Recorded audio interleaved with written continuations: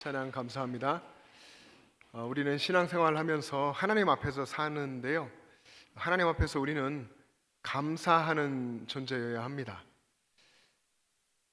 감사는 상황으로 하는 것이 아니라 존재로 하는 겁니다. 상황이 좋아져서, 상황이 만족스러워서 감사하면 그 감사는 순간 불평도 되고 또 더 깊은 절망으로 빠질 수도 있습니다. 하나님의 자녀로 지금 살고 있다는 것, 거기에서부터 감사가 시작돼야 합니다. 여러분 동의하시나요? 그러면 우리 좌우 앞뒤 계신 분하고 다시 한번 인사하겠습니다. 우리 하나님께 감사합시다. 우리 하나님께 감사합시다. 감사합니다. 하나님 감사합니다. 어떤 면에 좀 고민하다가 불가피하게 제 이야기를 조금 이제 해야 될 것 같은데요. 덕분에 많이 회복되어 가고 있습니다. 하나님의 은혜로 또 여러분의 관심과 기도 덕분에 회복되고 있는 중이고요. 특성상 회복이 더딘다고 하는데 여러 부분에서 제가 감당하지 못하는 부분이 있는데요. 계속 기도해 주시면 좋겠고, 또 어르신들 많이 경험하시겠지만 입맛 회복을 위해서 또 고군분투하고 있는 중입니다. 뇌경색이라는 질병이 찾아왔는데 이런 병이 제게 오리라고는 꿈에도 생각을 하지 못했습니다. 어느 날부턴가 피곤함이 몰려오고 몸이 지치고 힘들고 그리고 어느 때인가 이제 몸무게를 재보니까 아마 지금 최소 제 10년여 중에서는 가장 최저치 몸무게였을 겁니다. 그렇게 체중도 분명히 식사도 하고 다 하는데 빠져 있고요.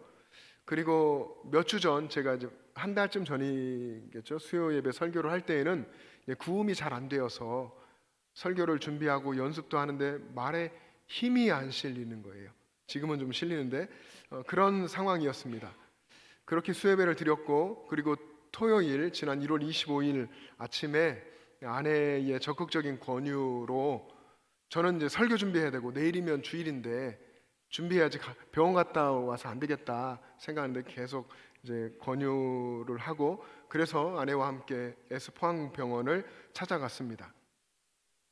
갔는데 응급으로 입원을 해야 검사가 빠르다고 해서 환자복을 갈아입고 응급실 침대에 누워서 검사를 기다리게 됐습니다.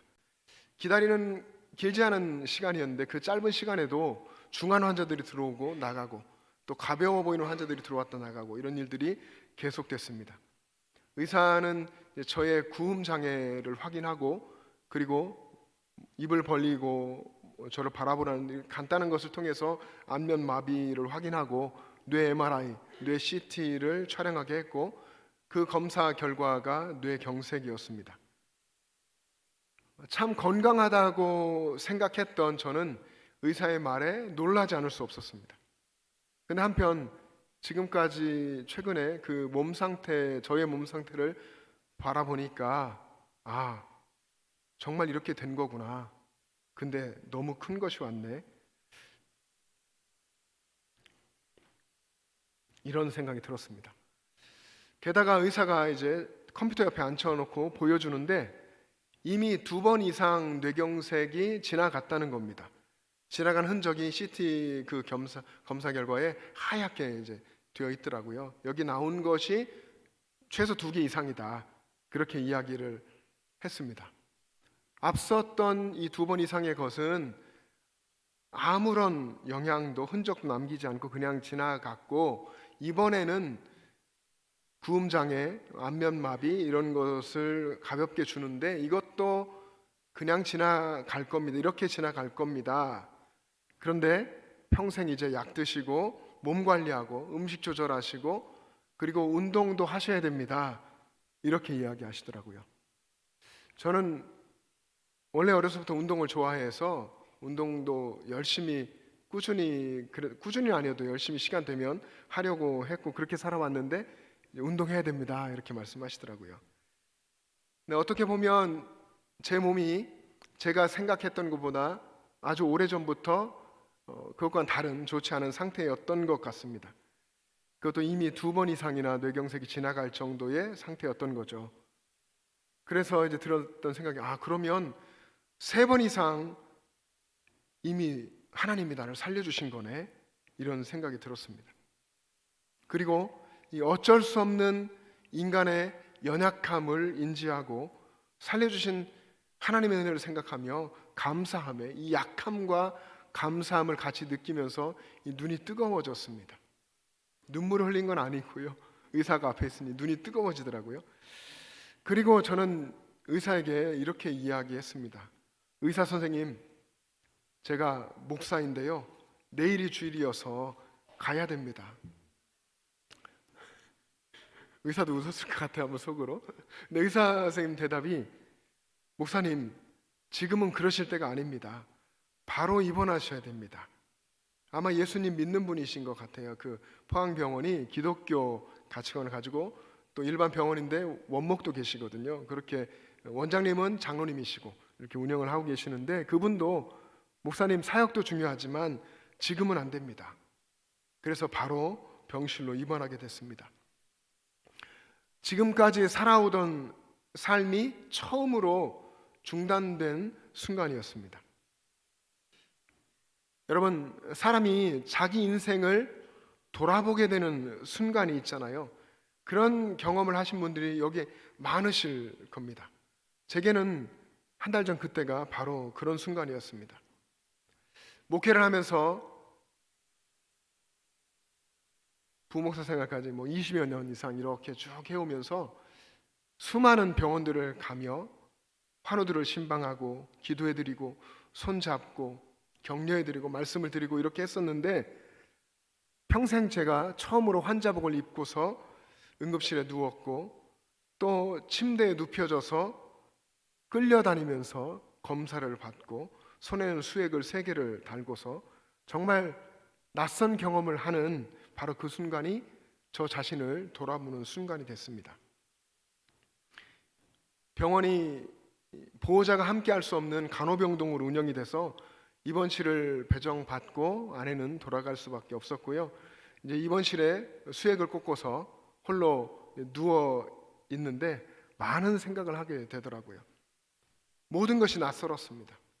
소위 우리 이야기하는 여긴 어디? 난 누구? 이런 거 있지 않습니까? 어떻게 이렇게 된 거지? 이게 진짠가? 이런 생각이 들었습니다. 그러다가 이내, 그래, 건강도 생명도 내 것이 아니지, 하나님이 하시면 한순간에 바닥으로 떨어질 수 있구나, 이런 생각이 스쳐가면서 어쩌면 오늘 하나님이 나를 데려가실 수도 있었겠구나, 이제 나는 언제 죽어도 이상하지 않구나, 이런 생각이 밀려오는 겁니다. 그러다가 하나님께 이런 질문을 하게 되더라고요. 하나님, 저 잘 살아왔나요? 우리는 하나님의 인정을 받기를 원하지 않습니까? 우리 신앙생활하는 사람들은 사람의 인정보다 하나님의 인정을 받기를 원하지 않습니까? 잘하였도다, 착하고 충성된 종아. 마지막 그때에 하나님께 이런 칭찬을, 이런 인정을 받고 싶어 합니다. 이 칭찬 하나만 있으면 지금 사는 이 삶이 아무리 힘들어도 다 의미 있는 힘듦이고 의미 있는 고난이고 이것이 은혜가 될 것인데, 그래서 그것 바라보면서 우리가 살지 않습니까? 저도 그런 마음 하나로 이 목회의 길을 견디며 가고 있습니다. 하나님, 저 잘 살아왔나? 이렇게 질문을 던지는데, 제 마음속에 이 질문을 하나님께 던지기도 전에 하나님이 대답해 주실 그 말씀이 너무나 확실하게 마음속에 들려왔습니다. 아니다. 근데 조금도 변명할 수가 없었습니다. 하나님, 그렇죠. 근데 하나님의 말씀이 또다시 제 마음에 들립니다. 상민아, 새로 하자. 하나님이 이름을 부르시더라고요. 하나님은 여러분의 이름을 아시고 여러분의 이름을 부르십니다. 상민아, 새로 하자. 얼마나 친근한 음성으로 들렸는지 모릅니다. 얼마나 따뜻한 음성으로 들렸는지, 그리고 얼마나 가까이서 말씀하시는 것 같은지, 그리고 얼마나 천천히 들렸는지 모릅니다. 상민아, 새로 하자.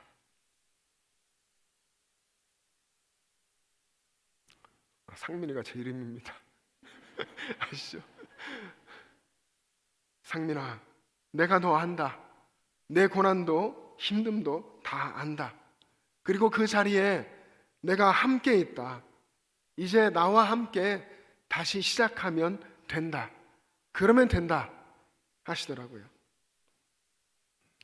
마침 여러분 기억하실지 모르겠는데, 제가 입원하고서 며칠 후 이제 주일을 지나며 이제 설 명절이 시작되는 그때였습니다.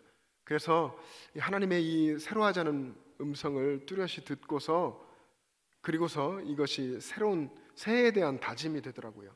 아, 새해부터는 정말 내가 지금까지는 그런 줄 알았는데 전혀 그렇지 않았구나. 이제 새해부터는 정말 하나님과 친밀하게, 정말 하나님께로 더 가까이, 정말 인격적으로 하나님을 알아가며 그렇게 제대로 살아가야겠다, 이런 다짐을 하게 됐습니다. 그리고 12일 정도 이렇게 장로님께서 시간도 주셔서 입원하여서 각종 검사, 약물 치료를 받고 퇴원하게 됐는데, 퇴원을 생일날 하게 됐습니다. 퇴원한 날이 지난 수요일이었죠. 처음에는 제가 오랜 시간 동안 이제 교회를 비워서 퇴원해야 되겠다 생각을 하고 의사 선생님께 목요일쯤 퇴원하게 해주십시오, 그렇게 말씀을 드렸습니다. 수요 예배 끝나고 목요일쯤 가서 설교 준비를 천천히 하면 되겠다 생각을 하고 그렇게 요청을 했는데, 그러고 나서 나중에 생각을 해보니까 전날이 생일인 거예요. 그래서 다시 생일인, 하나님이 나를 이 땅에 보내주신 그 날에 하나님과 함께 다시 걸어가는 새로운 시작을 하면 좋겠다 하는 생각이 들어서 퇴원일을 바꾸어서 수요일에 퇴원을 했습니다.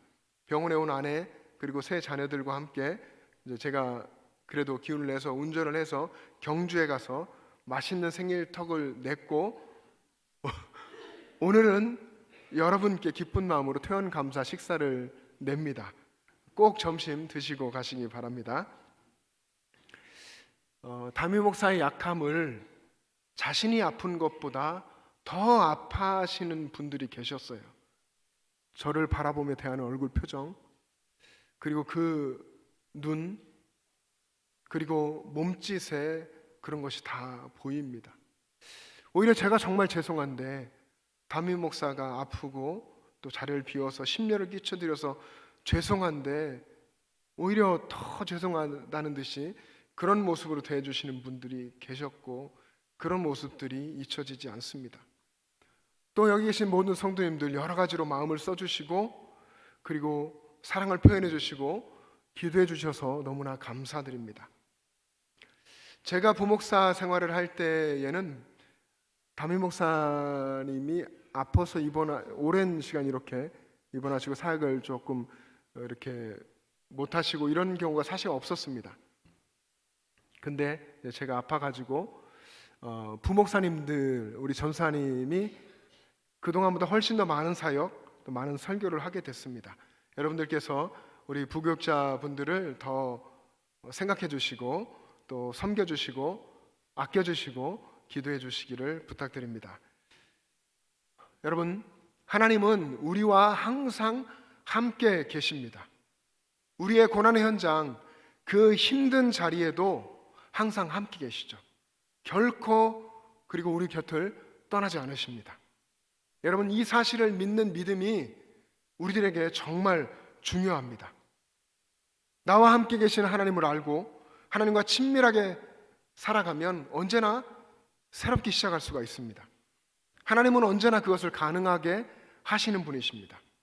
그래서 우리가 하나님 안에 있으면 우리는 항상 소망이 있는 존재로, 그리고 새로운 존재로 살아가게 되는 것입니다.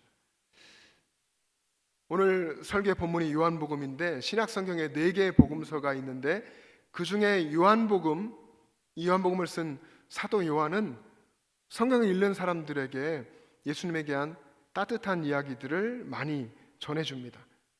예를 들면 요한복음 21장에 보면 요한복음 마지막 부분이죠. 베드로 이야기가 나오는데 베드로가 예수님이 십자가를 지시게 되자 예수님의 뒤는 따라갔지만 예수님을 모른다고 부인하고 저주하고 맹세하기까지 했습니다. 그리고 나서 베드로는 시리와 좌절에 빠져서 다른 제자들까지 데리고 갈릴리 호수에 가서 물고기를 잡고 있었죠. 그때 그 힘든 그 절망의 자리에 예수님이 찾아가셔서 베드로를 부르십니다.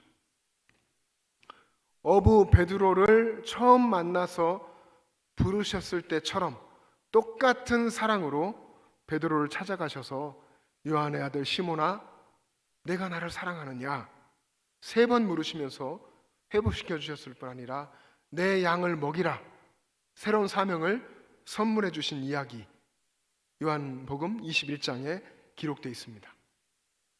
예수님이 베드로야, 내가 나를 모른다고 부인하고 저주하고 맹세하기까지 해서 내가 힘들었느냐? 또 우리들의 이름을 부르면서 누구누구야, 인생에서 실패하고 힘겨운 자리에 있고 그래서 믿음이 떨어지고 믿음을 잃고 주저앉아 있느냐? 괜찮다. 지금 나를 사랑하면 된다. 이제 나와 함께 새 길을 걸어가자.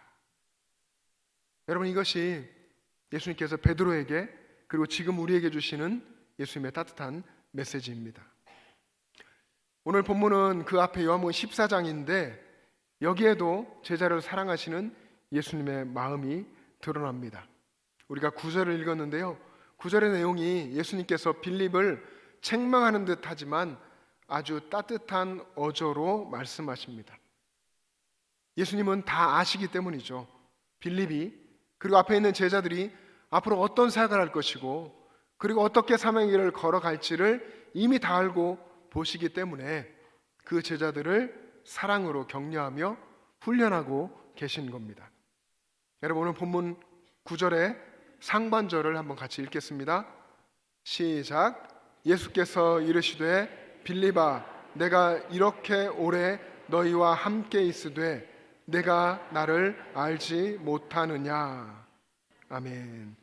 내가 이렇게 오래 너희와 함께 있는데, 빌립 그리고 제자들에게 다 말씀하시는 거죠. 너희들과 이렇게 오랜 시간 함께 있는데 나를 알지 못하느냐, 나를 제대로 알아가야 하지 않겠느냐, 이런 것이죠. 예수님은 제자들과 함께 3년을 계셨습니다.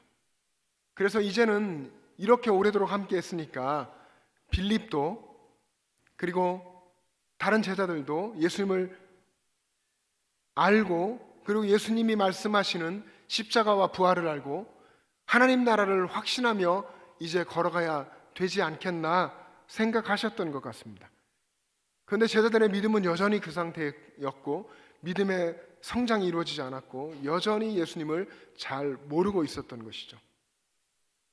여러분, 우리는 다 믿음이 성장하기를 원하고 우리 믿음이 성장해 가야 합니다. 그런데 이 믿음의 성장이라고 하는 것이 예수님을 만나는 시간의 길이에 비례하지 않습니다. 오늘 본문에서 들려주시는 예수님의 말씀이죠. 그리고 예수님은 마태복음 19장 30절과 마가복음 10장 31절에서 이렇게 말씀하십니다. 같이 한번 읽겠습니다. 시작. 그러나 먼저 된 자로서 나중되고 나중된 자로서 먼저 될 자가 많으니라. 아멘. 이게 소망이 되는 말씀이 될 수도 있고 경각심을 주는 말씀이 되기도 하죠. 먼저 된 자로서 나중되고 나중된 자로서 먼저 될 자가 어떻습니까? 많습니다. 신앙의 세계에서는 얼마든지 일어날 수 있는 일이죠. 신앙의 세계에서는 시간의 역전이 일어납니다. 그래서 우리는 예수님과 만남의 시간의 길이, 신앙생활하는 시간의 길이가 중요한 것이 아니라는 것을 알아야 합니다. 그러면 무엇이 중요할까요? 어떤 것이 중요한 것입니까? 예수님을 만나는 그 만남의 깊이죠. 예수님과의 관계입니다. 예수님과의 관계가 얼마나 인격적이고 얼마나 친밀한가에 있는 것입니다. 예수님을 잘 아는 사람이 신앙 좋은 사람입니다. 예수님과 친밀한 사람이 신앙이 좋은 사람입니다. 그래서 우리는 신앙의 연륜에 대해서, 저도 모태신앙으로 몇 대째지만 아버님도 목사님이셨고, 그렇지만 우리는 신앙의 연륜에 대한 자랑을 그만둬야 합니다. 우리 마음속에 그런 생각조차 품지 않아야 합니다. 우리는 어떻게 하면 예수님과 깊고 인격적이며 친밀한 교제를 나눌 수 있을까를 고민해야 하고요. 어떻게 하면 예수님과 가깝게, 예수님께로 더 가까이 친밀하게 살아갈까? 어떻게 하면 삶에서 예수님을 바라보고 어떻게 하면 예수님과 친밀한 교제를 계속해서 이어갈 수 있을까? 어떻게 하면 예수님과의 교제 속에서, 예수님과의 관계 속에서 나의 믿음이 성장할 수 있을까? 이런 것들에 관심을 가져야 합니다.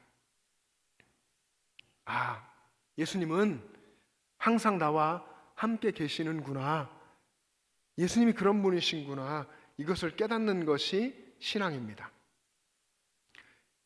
여러분, 삶을 살다 보면 예수님이 지금 내 삶에 계시다고 하는 어떤 증거도 찾을 수 없을 것 같은 그렇게 답답하고 힘든 상황에 계실 때가 있을 겁니다. 그런데 그런 순간에도 이건 내 눈에 보이는 것일 뿐이고 정말로 예수님은 나를 아시고 내 삶에 함께 계시다고 하는 것을 믿는 것이, 그것이 신앙생활입니다. 예수님은 여러분의 가장 고통스러운 그 삶의 현장에 함께 계십니다. 그리고 여러분에게 새 소망을 주십니다. 여러분이 여러분과 항상 함께 계시는 예수님을 알고 친밀하게 교제하며 동행할 수 있기를 축복합니다. 우리 사랑하는 영천제일 가족 여러분, 올해는 예수님과 더 친밀해집시다. 우리 표화처럼 예수님과 친밀하게 살아가기 원합니다.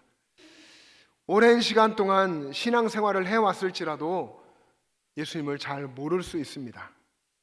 그렇지만 이제부터는 그러지 말자는 겁니다. 내 삶에 항상 함께 계시는 예수님을 알고 예수님과 더 가까이 친밀하게 동행하는 삶을 지금부터 계속해 갈 수 있기를 소망합니다. 말씀을 사랑하는 것, 그리고 그 말씀을 알고 그 말씀대로 순종하는 삶으로 예수님께로 더 가까이, 그리고 겸손하고 진실한 기도로 예수님께 더 가까이 나아가시고, 그리고 이웃을 향한 사랑과 섬김으로 예수님께로 더 가까이 나아가는 여러분 될 수 있기를 주님의 이름으로 축복합니다. 우리 함께 기도하겠습니다.